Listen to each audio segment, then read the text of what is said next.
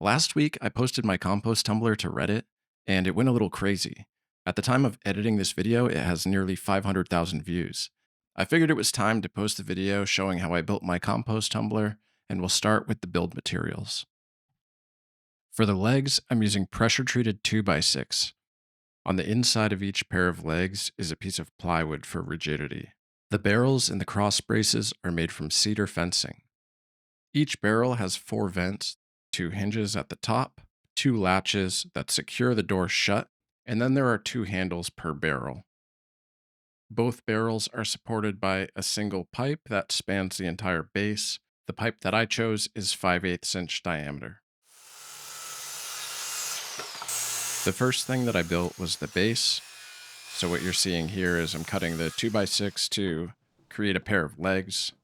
These legs form a 60-degree angle when put together like this.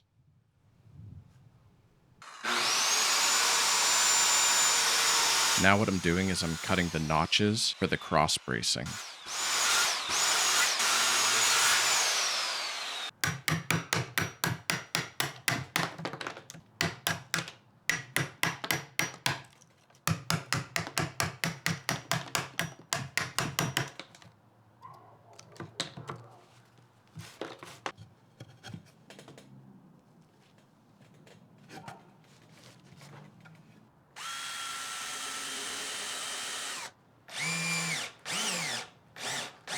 I throw a single screw in each pair of legs just to mock it up, hold it together so I can trace the triangle, since I didn't feel like doing math. And then I'm just going to cut that out of a used piece of plywood that I had lying around. You can ignore all the holes in it.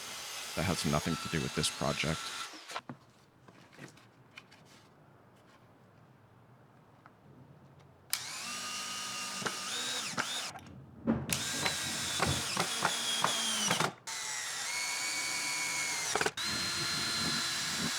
With the plywood now secured, I use a 5/8 inch hole saw to create the hole for that support pipe.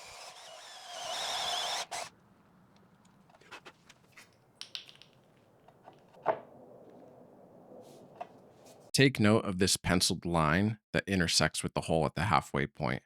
I'm going to cut the top half of this triangle off so that it's easier to assemble later.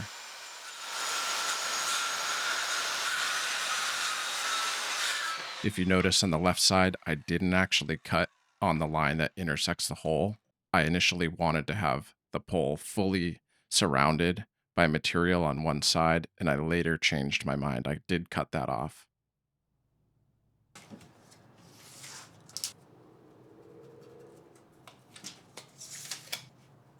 Now moving on to making the barrels, I'm going to cut 24 22-inch lengths of cedar.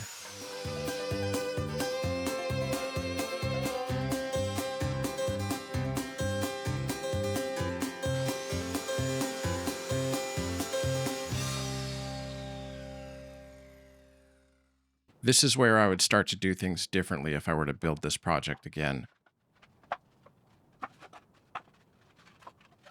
What I did here was I laid out metal strapping on both sides of the cedar boards.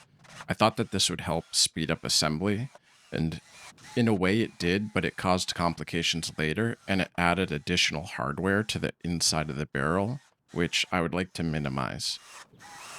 Ultimately, I ended up removing the strapping after the barrel was built, and I added wooden support where necessary. I'll get into that more later.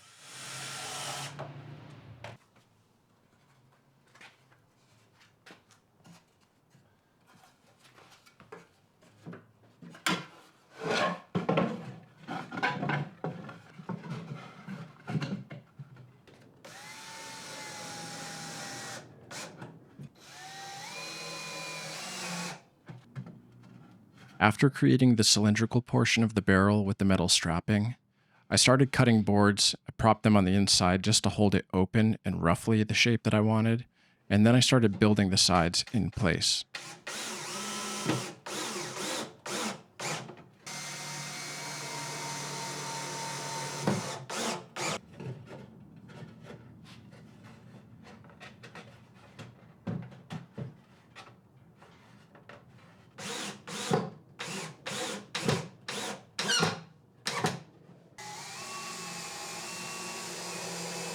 One thing you won't see in the video is how I cut the doors into the barrel.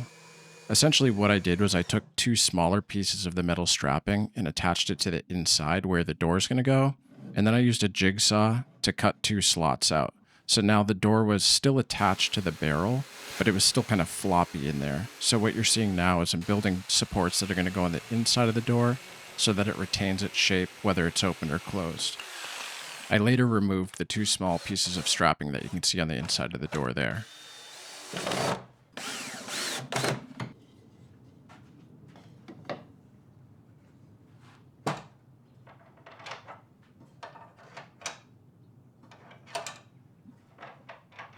One of the reasons that I wouldn't use the metal strapping if I were to build this again is because I was now building the sides to fit the barrel, and the barrel didn't have a perfect shape to it.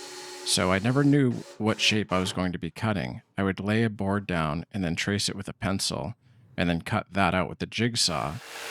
And this led to some imperfections that I think could have been avoided if I just built the sides first. So if I were to do this again, I would lay boards down end to end, and then put a template on top of them of the polygon that I want to cut out, and then cut that out with the jigsaw, and then just build the cylinder around those sides.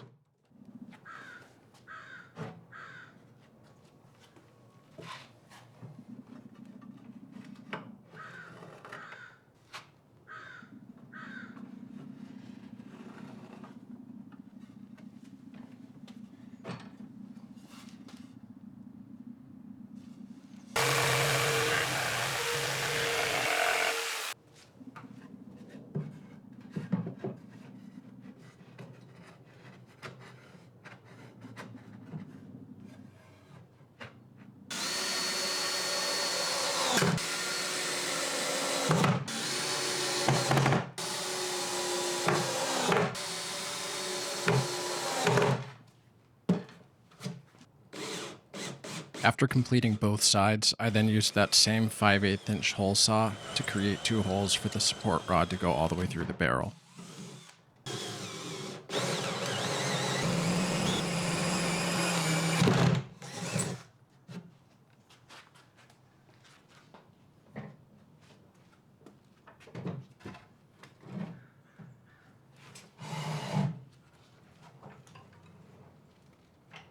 After giving the barrel a spin for the first time, I then traced out the shape of the vents on each side.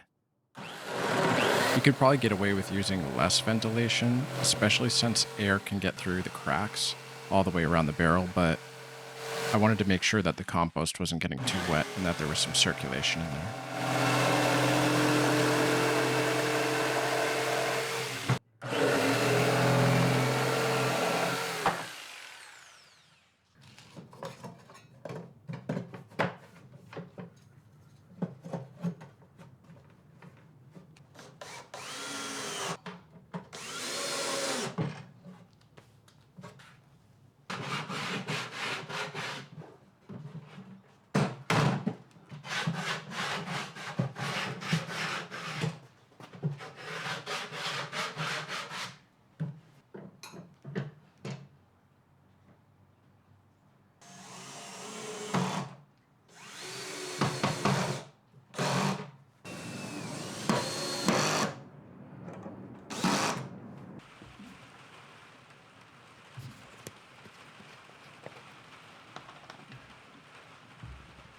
If I were to do this again, I would probably skip this step altogether.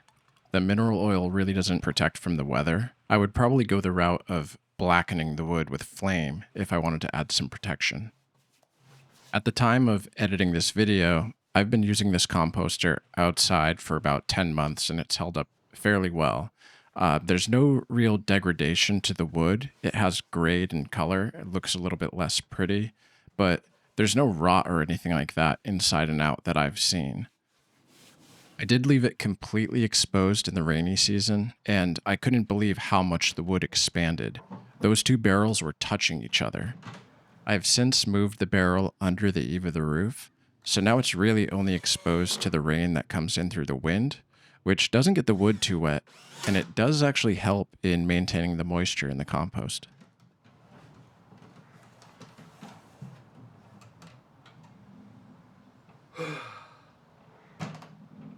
finished.